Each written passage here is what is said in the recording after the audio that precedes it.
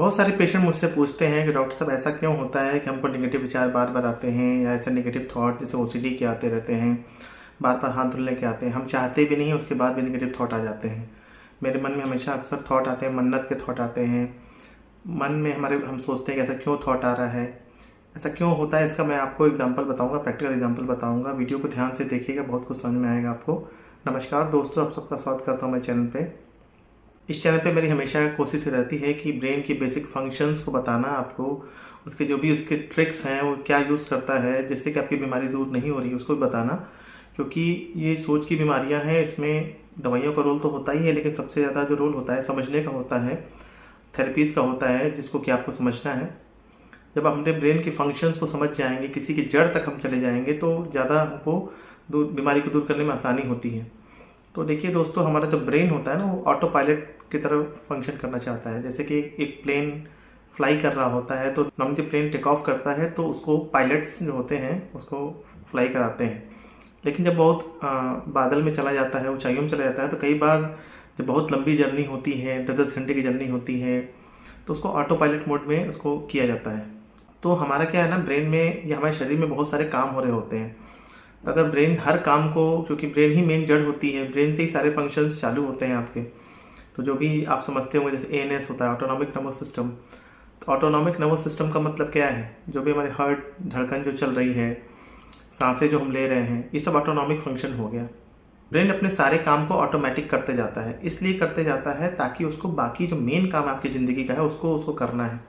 अगर ब्रेन यही सोचता रहेगा कि उसको सांस कब लेनी है, कब दिल को धड़काना है, सारी चीज़ ऐसे करता रहेगा, तो मेन काम कर ही नहीं पाएगा। तो जो भी काम, जो भी विचार बार बार हम प्रैक्टिस करते हैं, ब्रेन उसको धीरे धीरे ऑटोमेटिक कर देता है। इसका एक और एग्जांपल आप समझ सकते हैं आसानी से। जो भी लोग साइकिल चलाए होंगे, बाइक चलाए होंगे, जब भी हम साइकिल बाइक चलाते हैं तो क्या होता है, शुरू में पैडल देखते हैं, सामने देखते हैं, हैंडल देखते हैं, सब कुछ करते रहते हैं, बाइक पे पकड़ के ध्यान से चलाते हैं। हम जब कार चलाते हैं तो स्टीयरिंग को ध्यान से पकड़ते हैं, कभी हमारा क्लच पे ध्यान होता है, कभी गियर पे ध्यान होता है। धीरे धीरे धीरे करते करते वो ब्रेन हमारा उसको सीख लेता है और उसको ऑटोमेटिक मोड में कर देता है। क्या होता है, हम कहीं फ़ोन पे भी बात कर करके हम बाइक या गाड़ी चला लेते हैं, हम कुछ और सोचते रहते हैं, इधर उधर देखते रहते हैं। लोग हाथ छोड़ के साइकिल चला लेते हैं। ऐसा कैसे पॉसिबल है? क्योंकि वही काम बार बार करते करते करते करते ब्रेन को ये समझ में आ गया कि इसको हमको ऑटोमेटिक मोड में डालना है। सेम चीज़ हमारे थॉट्स के साथ भी होती है। जब हमारे थॉट्स आ रहे होते हैं, तो जिस थॉट को ब्रेन ने पकड़ लिया कि हाँ ये थॉट इम्पॉर्टेंट है, मतलब जैसे यहाँ ओसीडी के एग्जांपल पे ले आए हम अपने आप को। इंसान को लगा कि हाथ गंदा है, पहली बार ये थॉट आया कि हाँ हाथ ये गंदा है। अगर ब्रेन ने उसको पकड़ लिया कि नहीं ये तो गंदा है, इसको साफ़ रखना है, वरना लोग क्या बोलेंगे, या किसी को लगता है कोई बीमारी हो जाएगी, या जो भी बात है, जहाँ मन में डर आया उस बात को लेकर, अगर हमने उस पर एक्शन ले लिया, तो एक बार एक्शन लिया तो वो थॉट फिर दोबारा आएगा। क्योंकि कहीं ना कहीं गंदगी तो फिर दिखेगी, कहीं ना कहीं इंसान का हाथ टच होगा, तो फिर ब्रेन उस चीज़ को याद दिलाएगा कि नहीं नहीं साफ़ सफाई रखनी है। जितनी बार वो थॉट्स पे हम काम करते जाएंगे, कंपल्शन करते जाएंगे, वो थॉट हमारा मजबूत होते जाएगा।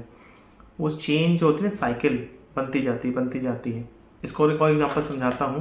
जैसे देखिए, एक टॉय है, छोटा सा टॉय है, इसमें एक सर्कल बना हुआ है।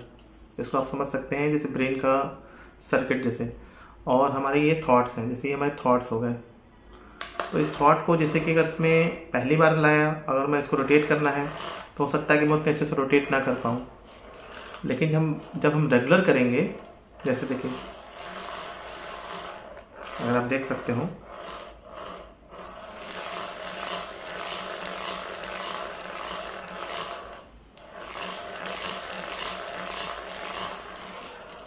जब हम इसको रेगुलर करने लगेंगे तो इसकी प्रैक्टिस हो जाएगी, तो फिर ये आसानी से रोटेट होने लगेगा। कहने का मतलब ये है कि ये तो एक सर्किट हो गया। अब किसी इंसान को 5 साल से बीमारी है, किसी इंसान को 10 साल से बीमारी है, या किसी को मान लीजिए 2 साल से प्रॉब्लम है, या 1 साल से प्रॉब्लम है। प्रॉब्लम तो 1 साल से है नहीं, 1 साल में 365 दिन होते हैं। उसमें अगर थॉट हमको 10 बार आ रहा है, 20 बार आ रहा है, 50 बार आ रहा है, थॉट इंसान को थॉट आ रहा है, ऑब्सेशन हो रहा है, जब उसमें हमने कंपल्शन कर लिया, एक्ट कर लिया, तो उस पर हमने एक्ट कर लिया। जैसे मुझे विचार आ रहा है कि मुझे इसमें रोटेट करना है, मैंने रोटेट नहीं किया है, मैंने प्रैक्टिस नहीं किया है। जहाँ मैंने प्रैक्टिस कर लिया इसका रोटेशन का, तो उससे होगा क्या, वो जो थॉट है और गहरा हो जाएगा, उसमें लूप में और फंस जाएगा वो, ये विचार इसमें फंस जाते हैं और तगड़े हो जाते हैं, पैटर्न बहुत तगड़ा हो जाता है, मैं ये कहना चाहता हूँ। तो कुछ लोग तो सालों से कर रहे हैं, 10 साल से कर रहे हैं, 20 साल से कर रहे हैं, जिनको 20-20 साल से ओसीडी है। उस पैटर्न को तोड़ने में टाइम लगता है, पहले तो समझने में टाइम लगता है कि हाँ ये प्रॉब्लम है, इतना ऑटोमेटिक हो गया है वो, ब्रेन ने उसको इम्पोर्टेंट मान के ऑटोमेटिक कर दिया है कि हाँ ये इंपॉर्टेंट काम है मेरा, हाथ धुलना चाहिए मुझे बार बार। एक पेशेंट मेरे आते थे 25 साल से, उनको ओसीडी था, नोट चेक करते थे 12 बार। सबसे आश्चर्य की बात ये थी कि ऐसा नहीं था कि वो बहुत ज़्यादा पैसों को काउंट करते थे कि 20,000 50,000 नोट को काउंट कर रहे हैं 5-5 बार 10 बार। वो 200 रुपया, 400 रुपया, 350 रुपया काउंट कर रहे थे, 5 बार 10 बार काउंट करते थे। उससे होता क्या था कि उनका कस्टमर भी इरिटेट होता था, स्टाफ भी इरिटेट होता था कि अरे भाई क्या कर रहे हैं, क्यों करता है। फिर उनका जो मालिक था, जो पेशेंट थे, वो गुस्सा जाते थे स्टाफ पे, कस्टमर पे, सब पे, जबकि एक दुकानदार चाहता है कि उसके यहाँ कस्टमर आए। तो ये ऐसा नहीं था कि वो जानबूझ के कर रहे थे, उनका एक पैटर्न बन गया था, उनकी एक आदत बन गई थी ब्रेन की, क्योंकि शुरू से वो उसकी कंडीशनिंग हो गई थी। ये बात है, वो ऑटोमेटिक लूप में चला गया था वो। तो बार बार जैसे हम कोई चीज़ करेंगे, इसको बार बार हम करेंगे तो वो तो ऑटोमेटिक हो जाएगा ना वो चीज़ें। फिर जैसे कि हम साइकिल हाथ छोड़ के चला लेते हैं, ऑटोमेटिक हो जाता है, गाड़ी चलाते हैं, फ़ोन से कहीं बात कर लेते हैं, तो ये तो ब्रेन है। और जब शुरू में क्या होता है पता नहीं चलता है, जब बीमारी बढ़ने लगती है, जब हमको उलझन होने लगती है, पेशेंट को पता कब चलता है, जब उसको नींद नहीं आ रही होती है, घबराहट हो रही होती है, गुस्सा आ रहा होता है, चिड़चिड़ापन आता है, उसके काम रुकने लगते हैं कि काम ही नहीं हो पा रहा है, दिन भर नोट चेक कर रहा है, बार बार नोट चेक कर रहा है, दूसरे कस्टमर को देख ही नहीं पा रहा हो, इतना हाथ धुल रहे हैं कि 10-10 बार 20-20 बार हाथ धुल रहे हैं, 4-4 घंटा नहा रहे हैं, गुस्सा कर रहे हैं, वही काम बन गया है। तो ये ब्रेन के फंक्शंस की वजह से होता है, क्योंकि ब्रेन को ये पसंद होता है कि उसको सारे काम ऑटोमेटिक करने हैं, ऑटोमेटिक लूप में उसको भेज देना है। जैसे वो एक मैनेजर की तरह होता है ब्रेन, कि उसको सारे काम ऑटोमेटिक भेजना है, ठीक है ये काम इंपॉर्टेंट है, क्योंकि ब्रेन हमारा क्या होता है, एक तरह से गुलाम कह लीजिए, या हमारा एक तरह से एम्प्लॉय कह लीजिए। तो हमारा मन बोलने लगेगा जैसा हम उसको फंक्शन देंगे। जैसे हमारा जो मेन फोर ब्रेन है, जो हमारा मेन मास्टर ब्रेन है, उसको बोलेगा कि तुमको ये करना है, तो उस तरह से हमारा मन जो है उसको करने लगता है, ऑटोमेटिक उसको भेजने लगता है कि ठीक है ये काम इंपॉर्टेंट है, आपने बोला इसको ऑटोमेटिक करो।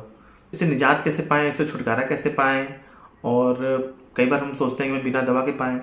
तो देखिए बिना दवा की चीज़ें संभव हैं, इम्पॉसिबल नहीं है।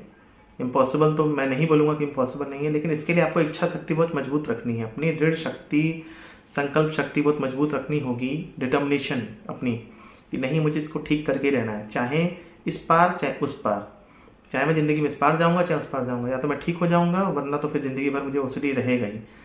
इस संकल्प शक्ति के साथ आपको जाना पड़ेगा, अपने आप को मेडिटेशन करना पड़ेगा, डीप ब्रीदिंग जो एक्सरसाइजेस होती हैं, अपनी प्रॉब्लम्स को काउंटर देखना पड़ेगा कि मुझे प्रॉब्लम कितनी है, कितनी समस्या सीवियर है मेरी, और पेशेंस रखना बहुत ज़्यादा ज़रूरी है। पेशेंस का खेल है ये, क्योंकि कई बार हमारा जो बुरा मन है वो बोलता है कि अरे तुम तो ठीक ही नहीं हुए, इतना मुझे जल्दी ठीक होना है, 20 दिन में ठीक होना है। देखिए आदतें 20 दिन में सुधरती नहीं है। अगर प्रॉब्लम बहुत ज़्यादा है, बहुत सीवियर ओसीडी हो गया है, तो 20 दिन में ठीक होना बहुत मुश्किल है। अगर कोई डॉक्टर, कोई साइकोलॉजिस्ट या कोई भी यूट्यूबर आपको ऐसा बोल रहा है, तो वो पैसे कमाने की बात है। 20 दिन में इतनी सीवियर ओसीडी ठीक नहीं होती है, ये क्लियर कट बात है, टाइम लगता है। अब ऐसा क्यों होता है कि हम मानसिक रोग में जल्दीबाजी कर जाते हैं। अगर किसी को टीबी हो गया है तो उसको टाइम लगता है ना, 6 महीने लगते हैं, कई बार बोन टीबी में 18 महीने भी लगते हैं। चीज़ें होती हैं, बीमारियों में टाइम लगता है, हीलिंग में टाइम लगता है। और ये तो ब्रेन के पैटर्न्स होते हैं, जो हमारा मास्टर है ब्रेन, जो सब कुछ कर रहा है, उसको ठीक होने में टाइम तो लगेगा ही। ये बात आपको भी समझनी है। दवाइयाँ क्या करती हैं, थोड़ा सा ट्रीटमेंट को स्पीड अप कर देती हैं, जिससे कि आपको घबराहट, बेचैनी नहीं हो रही है, उलझन नहीं हो रही है, नींद प्रॉपर आ रही है। जब आपका मन शांत रहेगा, आप काम डाउन रह पाएंगे, तभी तो आप सोच पाएंगे, तभी आप चीज़ों को अप्लाई कर पाएंगे। और शुरुआत में जब कंडीशन बहुत ज़्यादा सीवियर होती है, जब पेशेंट समझ नहीं पा रहे होते हैं कंडीशन को, अपनी सिचुएशन को, या उनका मन हार जाता है, थक जाते हैं, वो एकदम फ्रस्ट्रेट हो जाते हैं, तो उसमें दवाइयों का रोल अच्छा होता है। लेकिन साथ में कुछ थेरेपीज चालू हो जानी चाहिए, कुछ ट्रिक्स, कुछ टिप्स चालू हो जाना चाहिए। एज ए डॉक्टर, साइकेट्रिस्ट आपको जो देख रहे हैं वो आपको कुछ बातों को लेकर समझाएं, प्रैक्टिकल ओरिएंटेड समझाएं, आपको आपकी जो सिचुएशन है, आपकी जो कंडीशन है उसको लेकर समझाएं। कई बार ऐसे हस्बैंड आते हैं, ऐसी पत्नियां आती हैं, ऐसे घर वाले आते हैं कि सिचुएशन को समझते नहीं हैं। वो सोचते हैं कि सिर्फ दवा खा ले पेशेंट ठीक हो जाए, तो ऐसा भी नहीं होता है कि सिर्फ दवा खाने से पेशेंट ठीक हो जाएगा, ये क्लियर कट बात है। कोई भी ऐसा डॉक्टर साइकेट्रिस्ट आपको अगर बोल रहा है कि इसकी दवा साल भर चलेगी, 2 साल चलेगी, 2 साल बाद ये ठीक हो जाएगा, 1.5 साल बाद ये ठीक हो जाएगा, साल भर बाद ठीक हो जाएगा, तो क्या वो डॉक्टर गारंटी दे रहे हैं इस बात की? तो ऐसा बिल्कुल नहीं है। ऐसा भी नहीं होता है कि साल भर कोर्स चलता है। सबके लिए कंडीशन अलग अलग होती है। मैंने हमेशा कई बार वीडियो में बताया हुआ है कि आपकी क्या कंडीशन है, आपके क्या फाइनेंशियल स्टेटस है, इकोनॉमिकल एजुकेशनल स्टेटस है, फैमिली सपोर्ट कैसा है, आप कितना विल कर रहे हैं ठीक होने को लेकर, आप कितना उसको अप्लाई कर रहे हैं, बातों को मान रहे हैं, प्रैक्टिस कर रहे हैं बार बार। जैसा कि मैं हमेशा बोलता हूँ, जो भी बातें बताई जा रही हैं थेरेपी रिलेटेड, बहुत सारे कंटेंट अच्छे बन रहे हैं यूट्यूब पे, आप देख के उसको अप्लाई कर सकते हैं। लेकिन हाँ, एक सिस्टमेटिक तरीका होता है, सबका एक प्लान अलग होता है, सबकी एक सिचुएशन अलग अलग होती है, सबकी ओसीडी अलग होती है। अगर किसी मान लीजिए 5 इंसान को कंटामिनेशन ओसीडी है तो वहाँ पे फैक्टर्स अलग अलग हैं। मतलब किसी की एज अलग है, किसी की नौकरी अलग है, किसी के घर में सिचुएशन अलग है, किसी की सीवियरिटी अलग है, सबकी कंडीशन अलग होती है, सबके लिए अलग प्लान ऑफ ट्रीटमेंट होता है। बेस्ट ये रहता है कि अपने पास के डॉक्टर से, साइकेट्रिस्ट से, साइकोलॉजिस्ट से जाके दिखाइए। हल्की फुल्की ओसीडी है, माइल्ड ओसीडी है, मॉडरेट ओसीडी है तो थेरेपी से ठीक हो जाती है। सीवियर ओसीडी में दवाइयों की ज़रूरत पड़ती है बाद में, लेकिन मेडिसिन प्लस काउंसलिंग या मेडिसिन प्लस थेरेपी मैंने हमेशा बताया है कि बेस्ट ट्रीटमेंट होता है। तो उम्मीद है कि मैंने कुछ नए तरीके से बताया है। मेरे कहने का मतलब ये था कि ब्रेन को ऑटोमेटिक चीज़ें ज़्यादा पसंद होती हैं, तो आपके जो नेगेटिव थॉट्स हैं वो ऑटोमेटिक मोड में चले गए हैं, उसको धीरे धीरे करके पॉजिटिव मोड में हमको ले आना है। मैनुअल मोड में धीरे धीरे आने लगेंगे वो, जब उसको हम एक्नॉलेज करते हैं, देखते हैं, पहचानते हैं, धीरे धीरे करेक्ट करते हैं उसको, और फिर धीरे धीरे उसको ट्रैक पे ले आते हैं।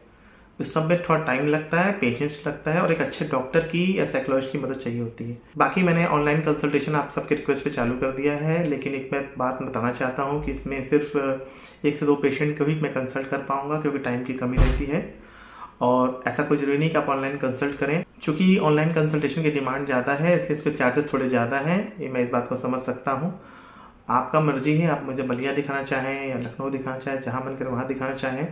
दूसरी बात, उस ऑनलाइन कंसल्टेशन के बाद आपको एक मेरे प्रिस्क्रिप्शन पैड पे प्रॉपर एक प्रिस्क्रिप्शन मिलेगा, जिसमें कि मैं केमिकल नेम ही लिखने वाला हूँ। ऐसा बहुत लोग पूछ रहे थे कि अरे भाई कैसे मैं दवा लूँगा, आप अपने किसी मेडिकल स्टोर पर जाकर ले सकते हैं। मेरा ऑथराइज पैड है ये। और ये बात, ये जो दवाइयाँ हैं या जो प्रिस्क्रिप्शन है किसी मेडिको लीगल केस के लिए नहीं है। यही बात मैं क्लियर कर देना चाहता हूँ कि किसी मेडिको लीगल केस के लिए नहीं होता है, ये सिर्फ ट्रीटमेंट पर्पज़ से ही है। बाकी नंबर्स मैंने बता दिए हैं जिस पे कि मैं ऑनलाइन कंसल्टेशन करता हूँ, उस पर सिर्फ व्हाट्सएप मैसेज करके ही आप बुक कर पाएंगे। और अभी भी वेटिंग काफ़ी हो गई है शुरुआत में ही। और बाकी जिसकी मर्ज़ी हो, जैसा जो करना चाहे करें। वीडियो अच्छा लगा हो तो लाइक करिएगा, चैनल पर नया हो तो सब्सक्राइब कर लीजिएगा। मिलते हैं दोस्तों कुछ नए शानदार वीडियो में, तब तक के लिए नमस्कार।